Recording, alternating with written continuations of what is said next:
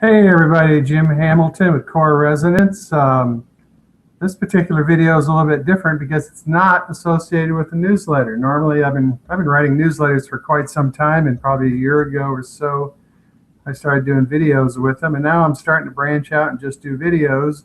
And of all things, this one is about making shit up because that's actually what I do. So I'm going to explain that a little bit.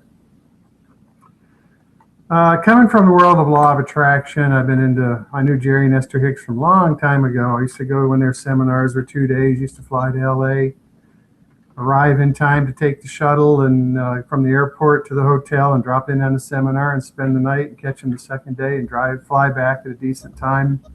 Law of attraction has been a big part of my life.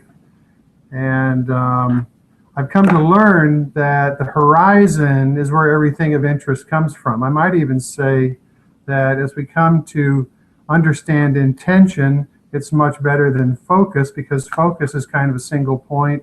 Intention is much broader, and so in intention, in this broader bandwidth, you might say, innate intelligence is more able to partner with you in your reality creating. Therefore, you don't really know what's going to come out because you have an intention. It's a little on the broad side. You know what you want. You may know how you want to feel. You may know a lot about what you want, but as we've all learned in goal setting, we want a brand new red this or that or something better, and that's how we used to say it. Nowadays, we just learn how to partner with innate intelligence and let it turn out in all of its glory. So a couple of years now, people ask me how I'm doing or what I'm doing. I say, I'm just making shit up, and of course, everybody likes that. I think it's funny. Now, it does confuse a few people because they think if you're making shit up, it means you're kind of mindless and just kind of go, well, mindless is good, but you're just kind of, in that mind, that regular traditional mind, let's see, what would we say? Not mindful, that traditional mind-driven direction that making shit up is just people on the fly. Well, of course, that's what we're doing too, but so in other words, as we become more conscious, our ability to make shit up becomes more refined. How about that? Is that getting closer? So what I used to say a long time ago is do what other people do, get what other people get. And of course, that doesn't interest me very much. So my idea was to get out there and make shit up, and you can go from there and go forward. So really what we're saying, of course, is law of attraction. You get out there, you learn trial by error. You make shit up, you see how it goes, you refine on that, you keep refining on that until you learn how to achieve what you want in your life, because otherwise, what do people do? They do what everybody else does. Doesn't interest me much, and I hope you guys watching this video kind of align with that as well. In fact, I'm sure you do. Just for fun, I want to touch on something. It's going to be actually my next newsletter, which I'll probably start this coming Tuesday. It'll come out next Friday. Has to do with intentional allowing. And allowing is kind of an interesting idea. And what it's all about is, of course, what? Letting the bigger picture play itself out, because we don't really know the bigger picture. So it's another variation of making shit up, because we have this option of knowing our end result. And there's a lot to be said for that. It's worked for a very long time. But you can also see that knowing our end result has massive shortcomings. What do we have? Oceans are irrevocably rising in temperature. We've got the biggest icebergs on the bottom side of the planet are in irrevocable decline. And the linear mind doesn't do that good of a job. So what we're saying here is that focus isn't enough, or maybe it's too much, because my world says the mind is dysfunctional from the get-go. We won't get off into that because I talk about that a lot.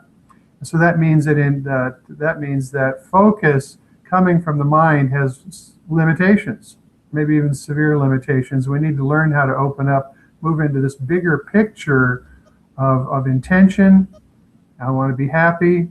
Now, you're not going to say how you're going to be happy. I want to be happy. I want to make the world a better place. And we allow innate intelligence to partner with us in the outcomes that we wish to have in our lives. And of course, we want our outcomes to mesh with everybody else's higher outcomes.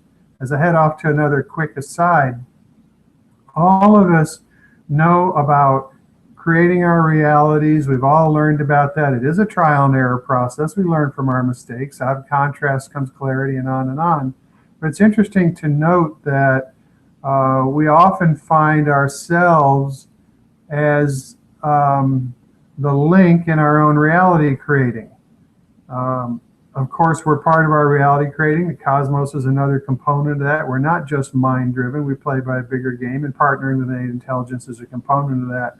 But what I'm trying to touch on here is when we, in creating our realities, we become the delivery system for other people's reality creating. In other words, where you would expect that innate intelligence is what delivers their realities to them, as we learn to become plugged in together and have more commonalities and more shared, not only resources, but more shared vision, we become the means by which other people's reality creatings begin to complete. I talk about this in Visionaries Thrive in All Times. I forget which chapter, it's the back third of the book somewhere.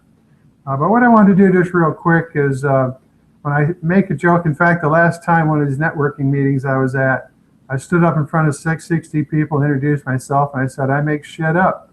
And I got 5 books and 150 articles to prove it. Now, what I say after that, and that's how I'll complete this little video, is that in my coaching work, what I do is I teach people how to embrace the unknown.